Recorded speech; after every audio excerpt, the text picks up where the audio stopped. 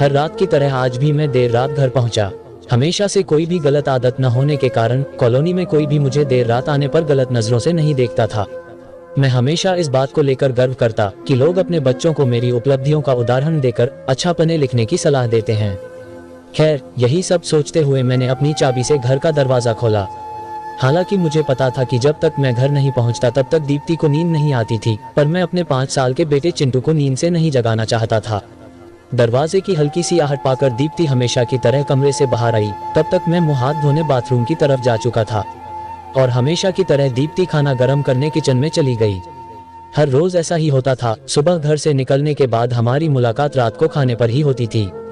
दीप्ति को इस तरह की जीवन शैली से कोई प्रॉब्लम नहीं थी।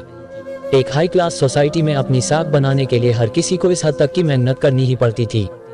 चिंटू सो गया। खाना खाते हुए मैंने दीप्ति से पूछा, हाँ, काफी देर से आपका इंतजार कर रहा था, लेकिन फिर इंतजार करते करते ही सो गया।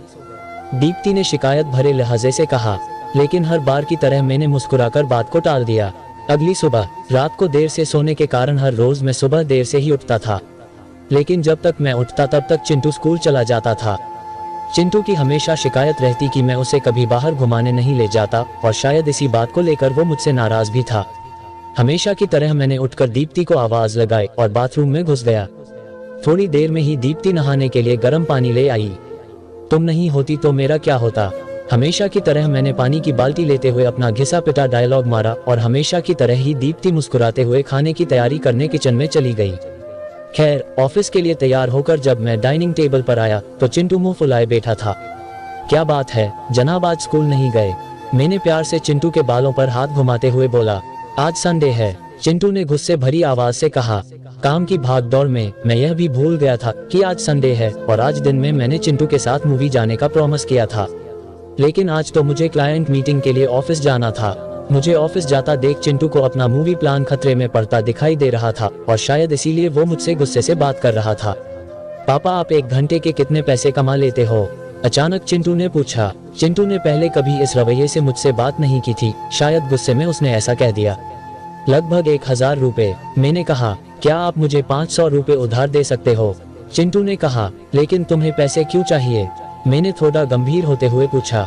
मुझे चाहिए, चिंटू ने बनावटी मुंह बनाते हुए कहा। खैर, मैंने चिंटू को 500 रुपए दे दिए। चिंटू उठा और अंदर से अपनी गुल्लक ले आया।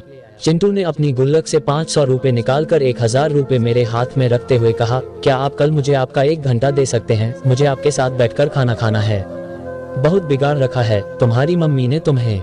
चिंटू की इस हरकत पर मैंने गुस्से से चिंटू को एक थप्पड़ लगाते हुए कहा। आज ऑफिस जाते हुए मेरे मन में बस यही सोच रहा था कि इस भागदौड़ भरी जिंदगी में क्या सब कुछ खरीदा जा सकता है। हालांकि मैं भी तो चिंटू को यही सिखा रहा था।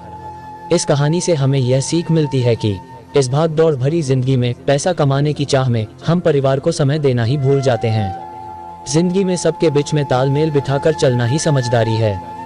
हम आशा करते हैं कि आपको यह कहानी पसंद आई होगी, तो वीडियो को लाइक करें, शेयर करें और चैनल को सब्सक्राइब करें। धन्यवाद।